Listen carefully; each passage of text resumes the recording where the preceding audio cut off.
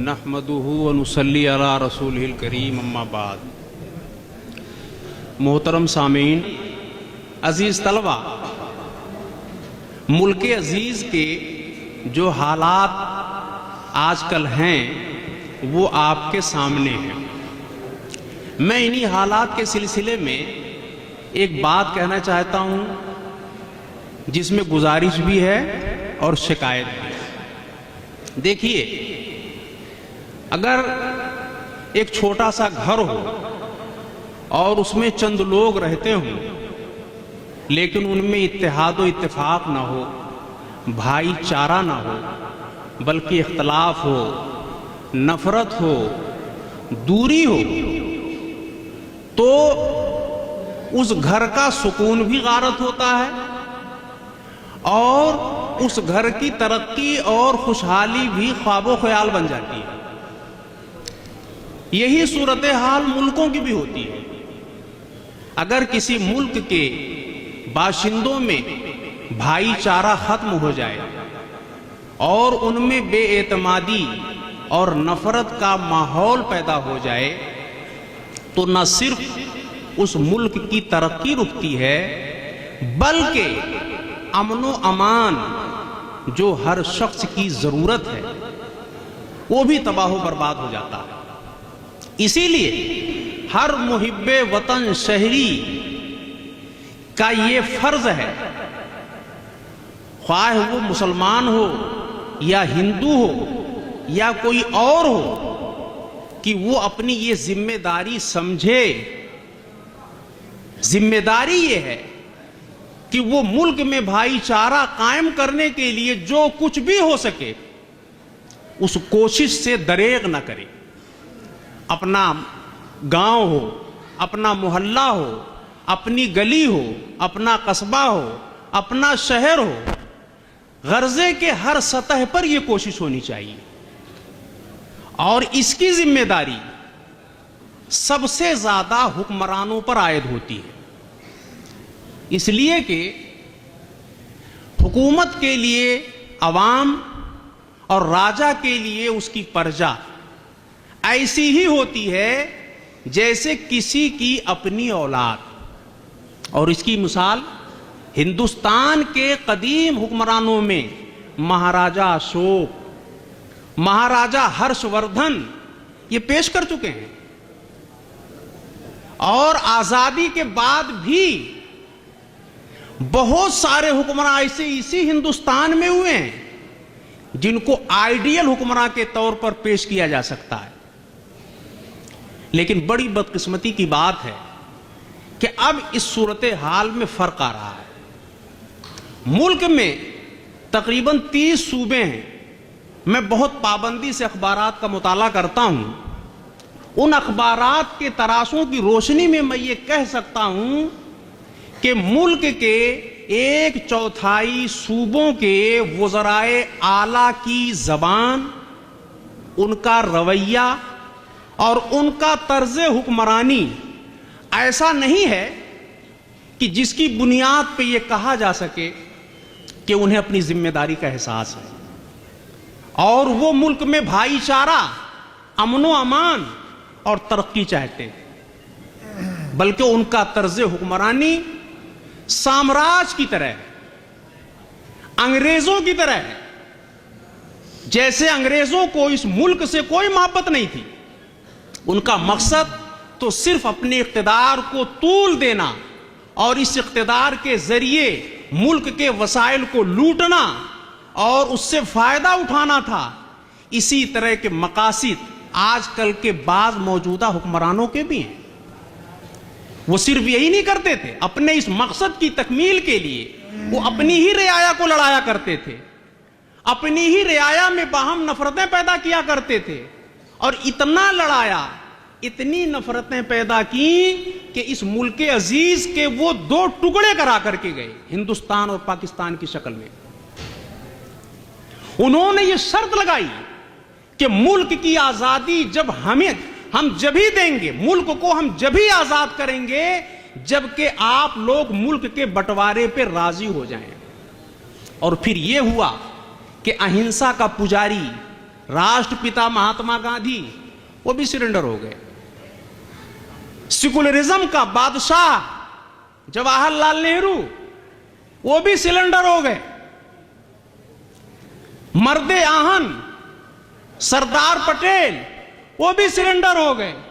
सब ने अंग्रेजों की इस स्कीम को मान लिया, लेकिन मैं और तमाम मुसलमानों के लिए ये बात बड़ी बाइसे फख्र है कि हमने जिसको इमामुल हिंद बनाया था, अपना नुमाइंदा बनाया था, हजरत मौलाना अबुल कलाम आजाद, उन्होंने आखिर तक इस स्कीम को तस्लीम नहीं किया। बात यह चल रही थी कि मुल्क के मौजूदा हुक्मरानों में बहुतों का तर्जे हुक्मरानी गैर जमहूरी है। मैं नाम सबके ले सकता हूं, लेकिन एक नाम यहां लेना चाहता हूं। मुल्क के अंदर एक रियासत है आसाम। कश्मीर के बाद सबसे ज्यादा मुसलमानों की आबादी आसाम में है, तकरीबन 35%। वहां के एक प्यारे से वजीर आला हैं हेमंत बिस्वा शर्मा। उनका 28 जनवरी को यह बयान आया है कि मुसलमानों को परेशान करना यह मेरी जिम्मेदारी है। मेरे पास वो अखबार का तराशा मौजूद है। उनका यह बयान आया है कि मुसलमानों को परेशान करना यह मेरी जिम्मेदारी है। आप जरा सोचें कि क्या किसी जिम्मेदार हुक्मरान का यह बयान हो सकता है? मेरे भाइयों, हिंदुस्तान की तारीख बहुत सिकुलर, बहुत इंसानियत नवाज और बहुत शानदार रही है। यह ठीक है कि मुसलमान जब यहां आए तो उन्होंने इसकी अजमत में 4 चांद लगाया, लेकिन यह भी याद रखें कि मुसलमानों की हुकूमत यहां कायम करने से पहले भी हिंदुस्तान बहुत अजीमुश्शान था, बहुत अजीम तरीन मुल्क था। हजरत बानी जामिया फखरुल मुहद्दिसीन हजरत मौलाना सैयद अंदर शाह साहब कश्मीरी अलैहिर्रहमा, जो दारुल देवबंद के भी शेखुल हदीस थे, दारुल वक्फ देवबंद के भी शेखुल हदीस थे, उनके मलफूजात की किताब है खैरुल मजालिस। उसमें एक वाक़या मुख्तसर से उसको बयान करके मैं अपनी बात खत्म करता हूं।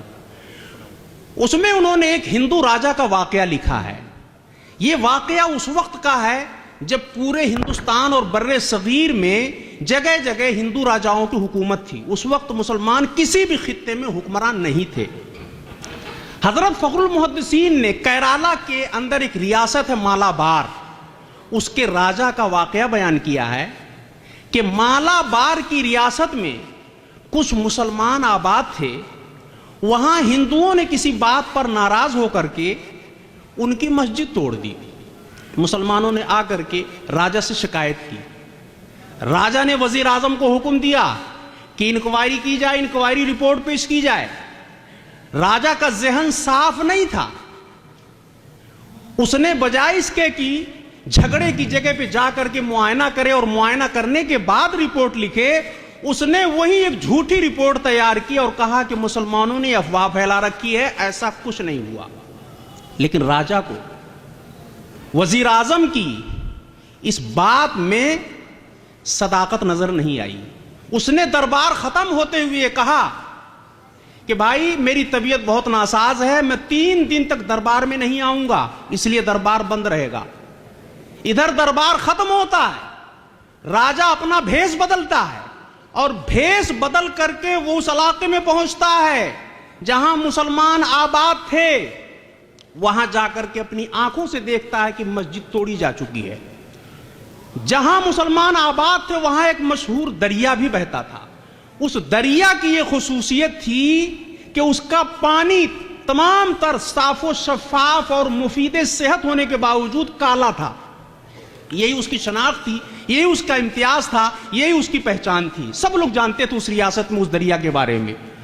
उसने पहचान के तौर पे, अलामत के तौर पे उस दरिया से एक लोटा पानी लिया और ले करके वो 3 दिन के बाद वापस होता है, महल में आता है, सुबह दरबार करता है, वजीर आजम को बुलाता है, उसके सामने पानी का वो लोटा रखता है, कहता है ये देखो बताओ क्या चीज है। वजीर आजम घबरा गया, समझ गया कि मेरी पोल खुल गई, झूठ खुल गया। वो समझ गया कि राजा मुआयना करके आ रहा उस जगह से जहां मस्जिद मुनहदिम हुई है, पांव में गिर गया। माफ फरमाइए, मेरी जान बख्श दीजिए।